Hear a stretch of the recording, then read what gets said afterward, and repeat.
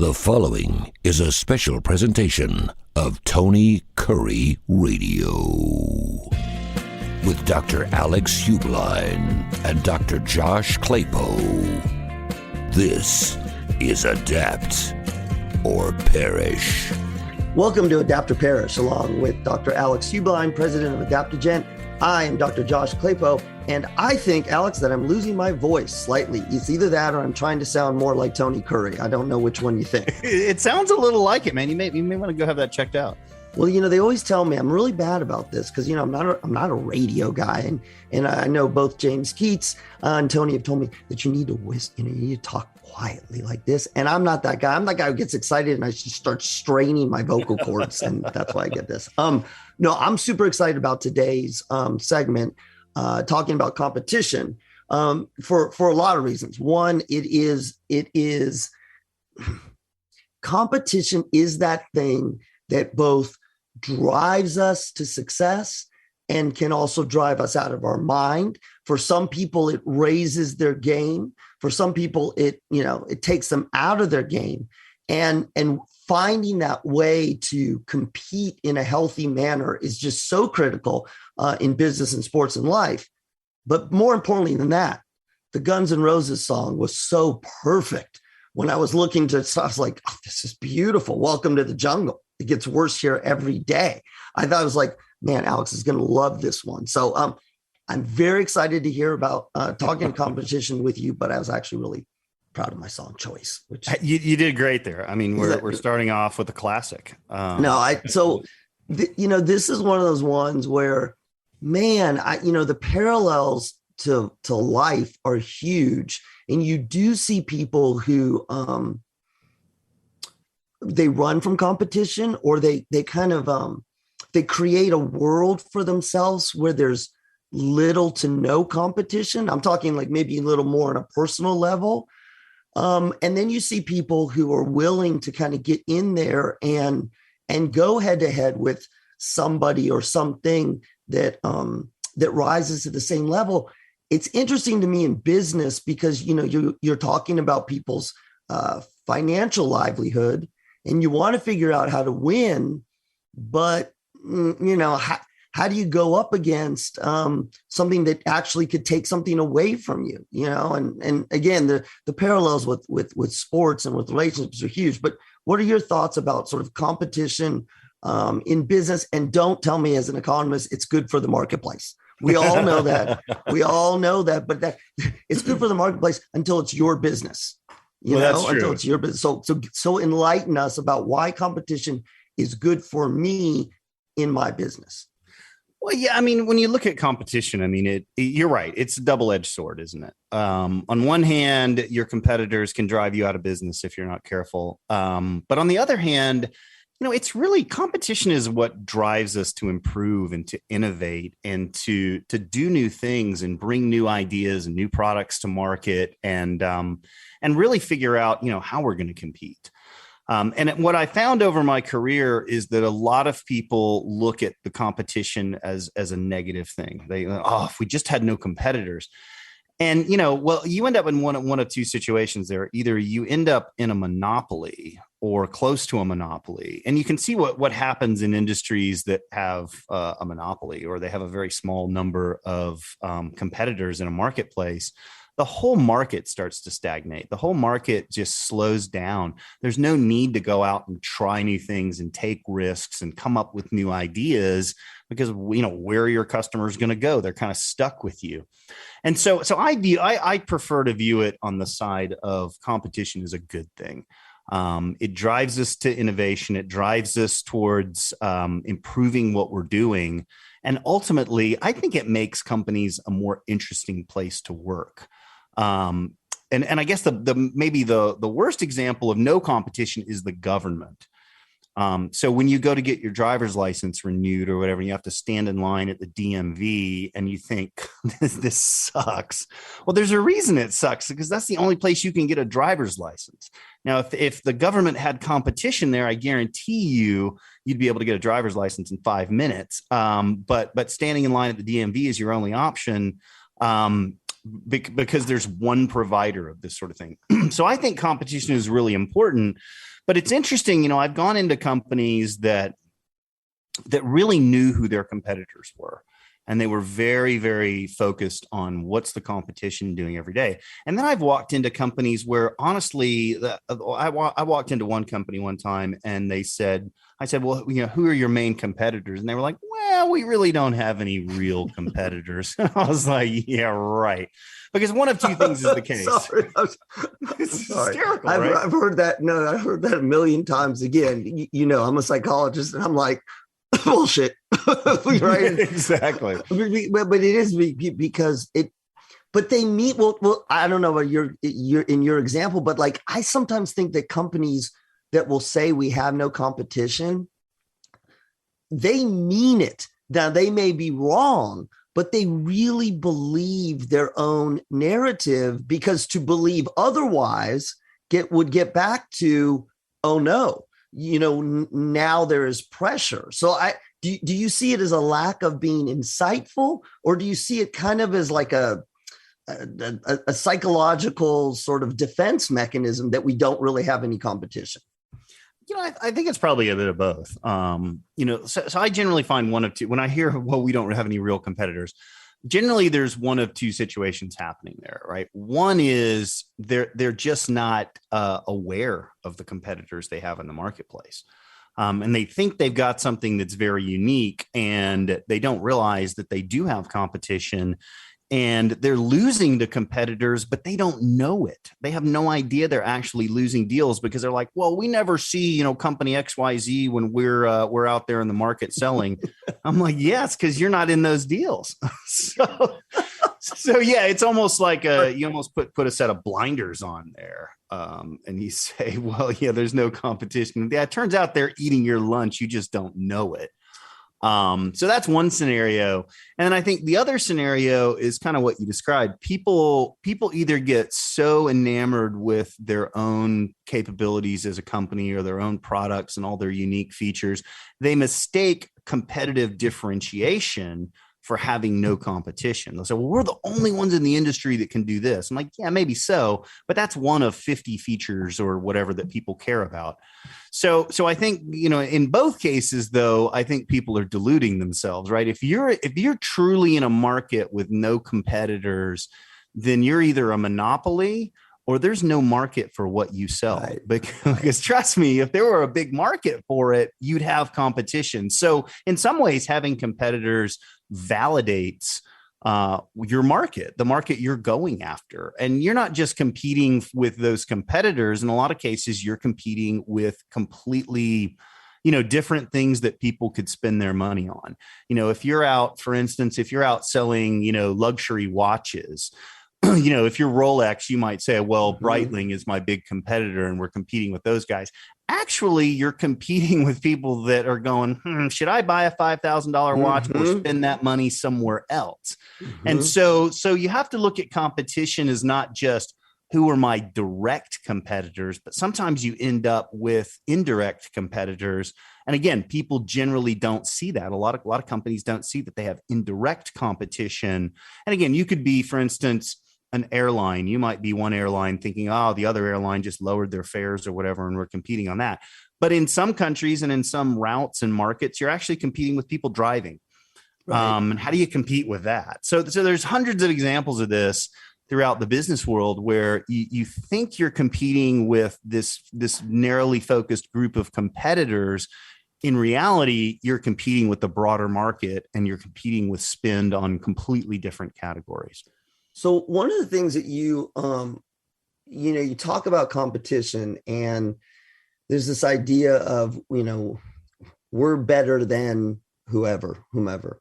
But as you and I were sharing notes back and forth, I like the idea of being able to be better than your competition, maybe not across the board, but in certain areas. Again, some of your ideas that we were talking about, things like customer service, marketing, quality, maybe options or functionality. And I think about sports again. And I think about, there are those one in a million athletes who are amazing at everything. They're absolutely amazing at everything. They have all the physical abilities. They have all the emotional and psychological abilities. But most of the athletes, most of the teams have relative strengths and weaknesses. And to dominate another team or to win a competition, you don't necessarily have to be better than your competition in every aspect. So I think it's interesting because I think businesses can get you can feel defeated, right? We can't compete with them. But one of the ideas you were sharing was, well, maybe you can't compete in this dimension, but did you look over here in this dimension? Talk about that a little bit. Well, yeah, I mean, I think a lot of the great companies, the really successful companies throughout history, made very deliberate choices about what was going to be their basis for their competitive advantage. And it can be lots of different things. It can be, you can be the low cost provider out there, the low price point provider like Walmart or whomever. You can compete on quality. If you look at what Toyota did, right? They said, we are going to build the most reliable cars in the world. They're not the best cars in the world necessarily. They're not the fastest. They're not the sexiest. But they put a stake in the ground that said, we are going to build the highest quality cars in the world. In the J.D. Power reports and all that good stuff, they all bear that out. And then they came out with their Lexus brand, which was even more high quality than anything else. So they very deliberately chose, this is what we're going to be famous for. This is where we're going to spend most of our time. And it can be one thing or it can be a couple of things, but it can't be everything. You're never going to be better than your competitors in every aspect of your game. And so it turns out that investing in those areas where you're going to be famous and you're going to have the most competitive differentiation, that can make all the difference in the world. And again, you can use a lot of examples of this. You take a company like Zappos. I mean, these folks sell shoes. I mean, shoes have been around for thousands of years. It's not like they're coming up with some super innovative brand new shoe concept. But they said, we're going to compete on the basis of customer service. And we're going to be the best in the industry at it. And we're going to have these return policies that are great. We're going to make buying our stuff super easy, returns super easy. And we're going to do everything we can to have a high touch relationship with our customers selling shoes. So you have to kind of pick, you have to decide, is it going to be on price or quality, on customer service? It could be, your marketing. You look at brands like Coca-Cola, Nike. Again, these guys sell, I think Coke sells flavored water at the end of the day, right? Nike sells shoes. Okay, so I'm going to give you another one. This is just one that I've always thought is amazing from a marketing standpoint. Toothpaste. Oh yeah. Toothpaste. Like how many different ways, and I don't care what kind of toothpaste it is, doesn't matter who the brand is. And you see the commercials and you see new, it's new. I think it's toothpaste. Super whitening. It's super right. And you remember we went from tubes to like easier. You can get the toothpaste out easier, no clogging, all the stuff. But I mean, some of it is product innovation. Some of it, I mean, I don't like to chalk things just up to marketing, though. And what I mean by that is marketing is more than marketing. And maybe you can talk about this a little bit about product marketing, about sort of product communications, because it's not just putting spin on it. It really is potentially highlighting something that's been there all along, but maybe the market hasn't seen it, or the market now is ready for it. Does that make sense? Is that something that you see? Oh, yeah. I mean, marketing's more than just spinning things and advertising them, because marketing is part of a broader strategy, and that's really your go-to-market strategy. And marketing is a piece of your go-to-market strategy. But there are many different elements within a go-to-market strategy. What routes am I going to sell through, right? Am I going to sell direct? Am I going to sell through resellers or distributors or wholesalers? Who's my target market? Who am I really trying to get to buy this product? You develop personas of buyers. And you do it whether you're talking about toothpaste or you're talking about, high-end enterprise level software. You have to identify who it is you're trying to sell to. And then sometimes you're going to craft different strategies to sell to different personas and different groups of people. And I think that, the toothpaste one's funny. The other one that always kills me are the razor blades. Yes. Right. Our razor has 6 razors on it now. And you're like, did I even need 5?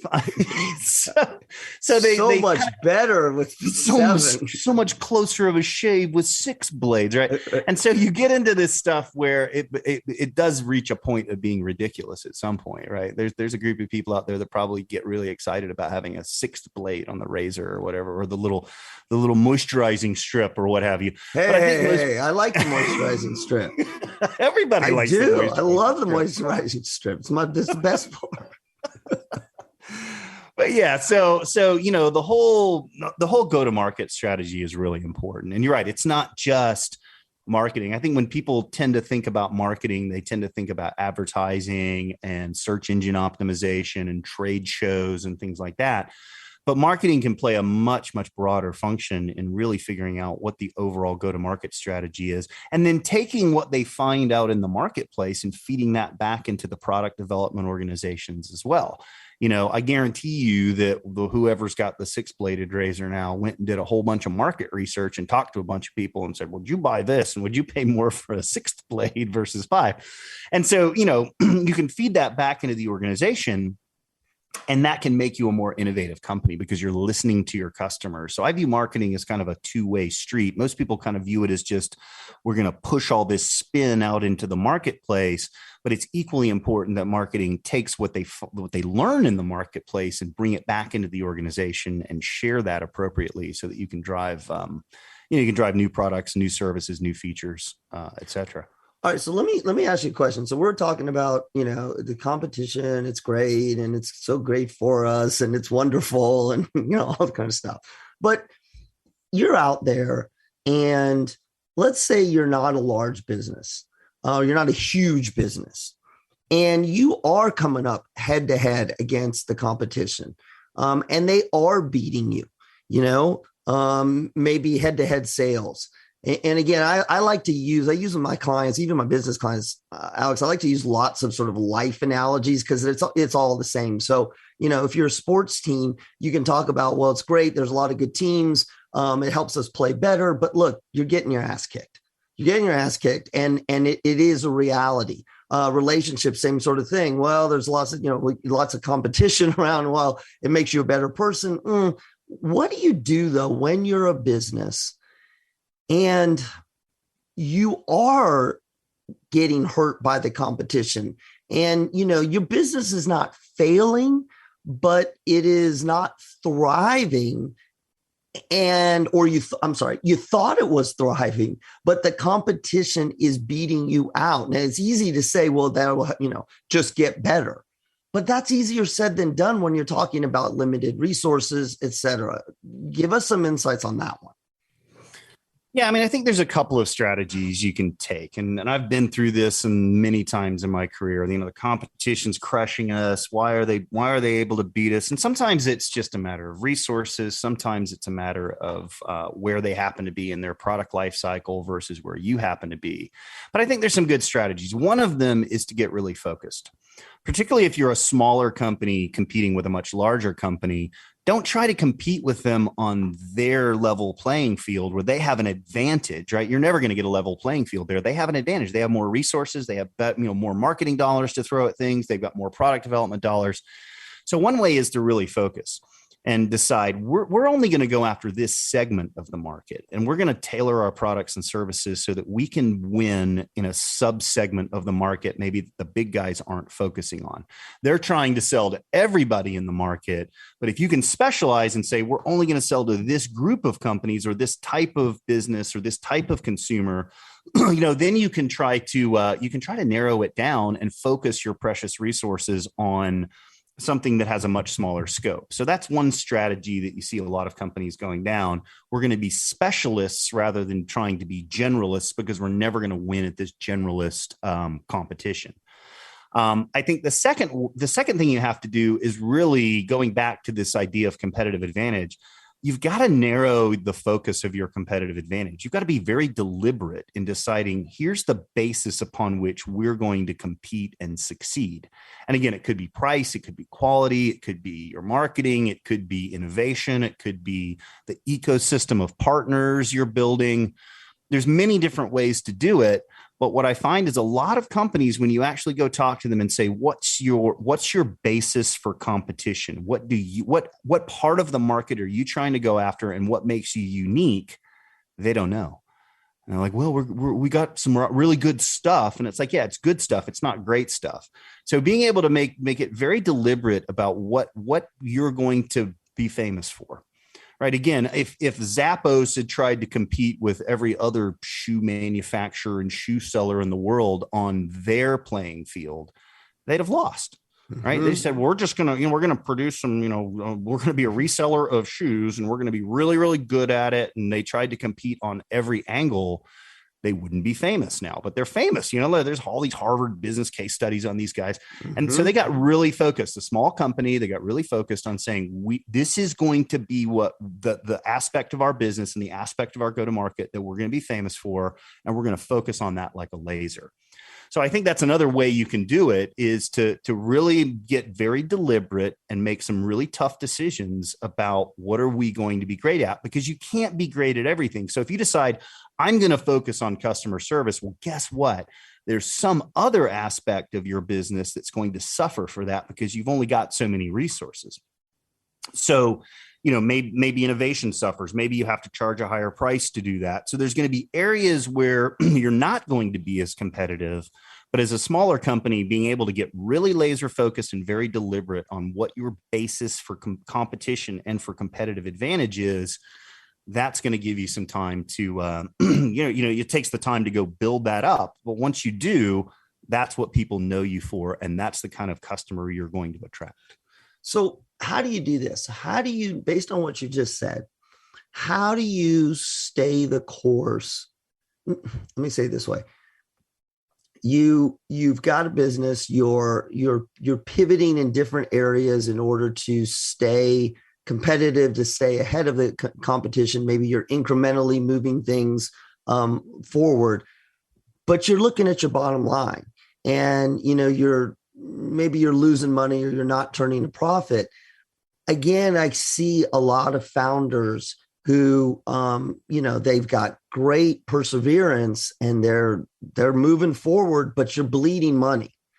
How do you find that balance to know it's time for us to, like, maybe not pack in the whole organization, but like, we can't keep bleeding money, because then you get caught in the trap of, we've dedicated all this time and resources and money.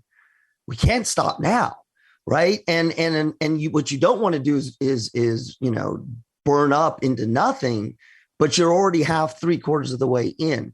When do you make the decision that the competition is such that we need to step it back or change or pivot, or in the worst case scenario, close the doors?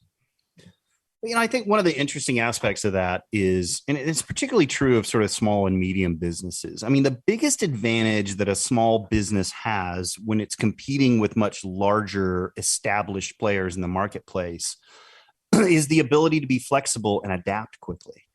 Like, for instance, we compete with a company that their revenues are probably $100 billion a year, right? I mean, they're like hundreds of times our size.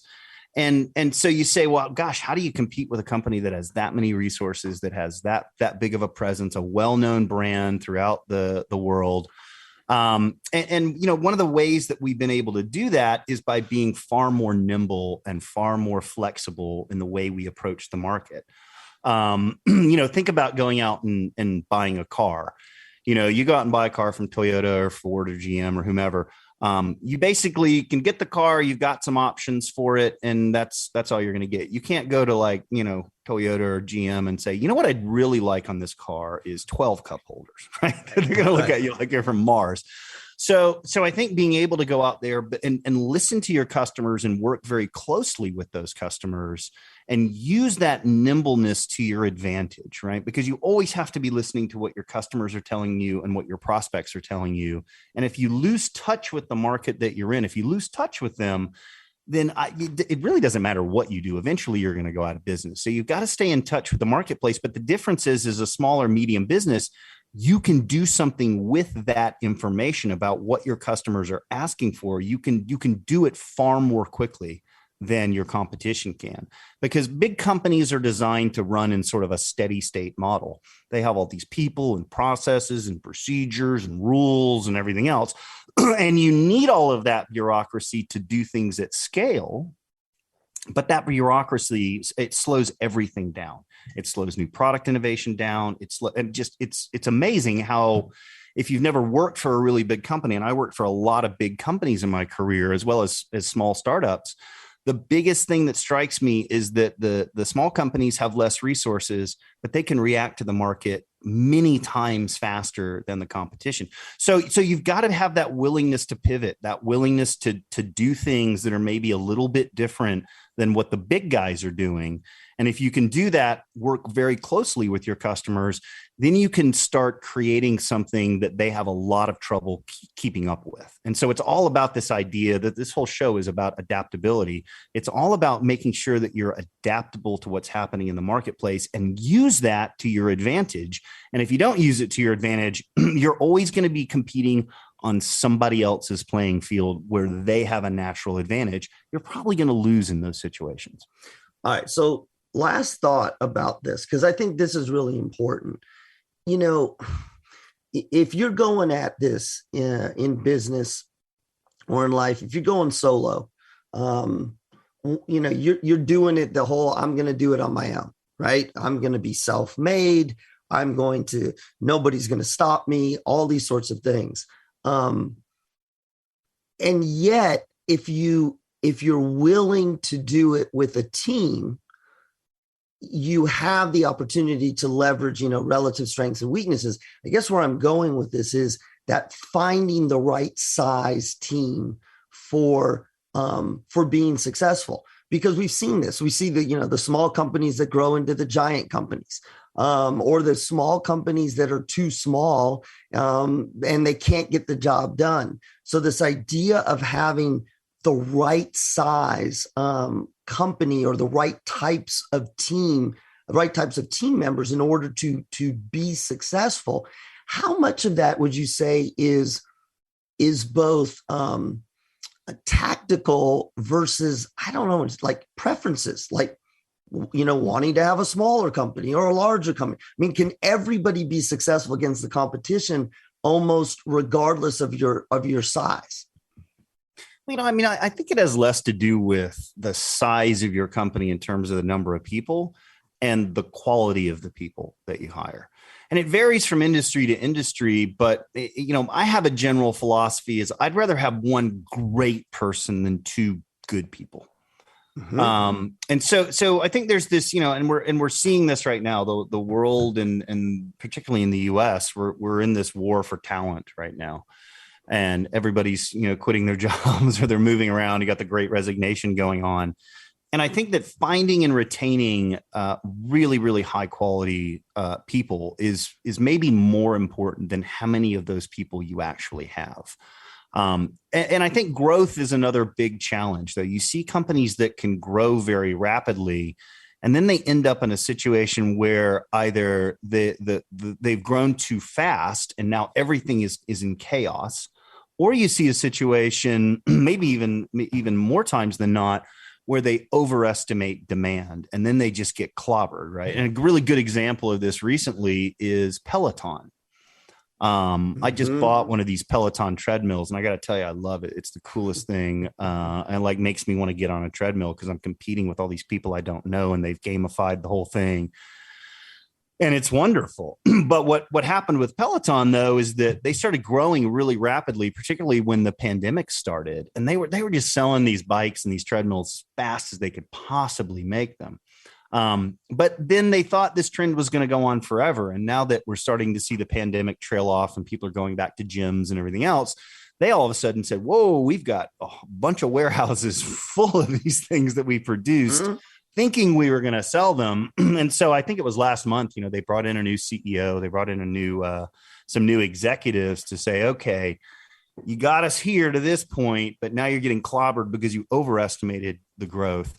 So growth can be it can be a great thing. Obviously, everybody wants to grow. The growth imperative is out there for, I think, just about every company.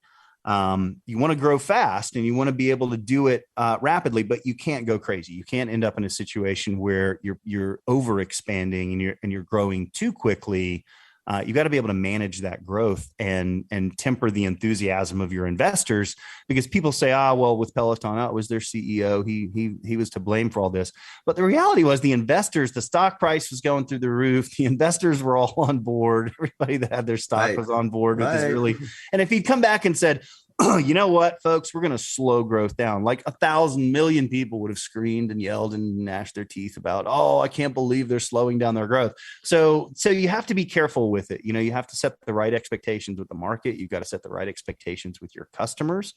You don't want to be growing so fast that you're not producing high quality products anymore, and you get a reputation for poor quality. So I think growth, again, it's a double-edged sword. But if you do it right and you're constantly looking at the market and you're constantly listening to your customers, you've got a much better shot at maintaining growth over time than just having a big spike in growth and then having that trail off. All right. Well, Alex, I feel like I was just in a therapy session because I came in fearing competition, right? I'm all freaked out. And by the end of our session, you were able to help me understand that competition has a lot to do with how you look at it and your perspective. And there's lots of options and opportunities, and you don't have to do what we call all or none thinking. And there's lots of different ways to be successful. And I'm sort of saying that tongue in cheek, but I actually really believe it, because you just described competition for us in a way that I think gets people out of this, like, I got to win or lose. And that's what I think is so great about this show and this segment in particular is taking the idea of getting in the jungle and just getting pummeled and realizing, look, there's a million different paths out of the jungle. So awesome insight. You already have a PhD. Maybe you should become a therapist or a life coach. Yeah. That's up on my, once I'm done with this business career, I think I'm going to do that. But yeah, I think you hit the nail on the head, right? Don't fear the reaper. Right. Awesome. Competition's good, man. Yes, it's a jungle out there, but you know what? There not only is competition good, but it also forces you to think about what you're really trying to do. And it's not a zero-sum game. Everybody looks at competition as a zero-sum game, but sometimes competition forces you to go into markets that don't even exist yet. And you get to create those markets because of the competition in the market maybe that you're in. So there's a lot of upsides to it for sure. Love it. All right. Well, that's all time we have for today's segment of Adapt or Perish. But if you stay tuned to Tony Curry Radio, you will hear another exciting episode of Adapt or Perish. This has been a special presentation of Tony Curry Radio.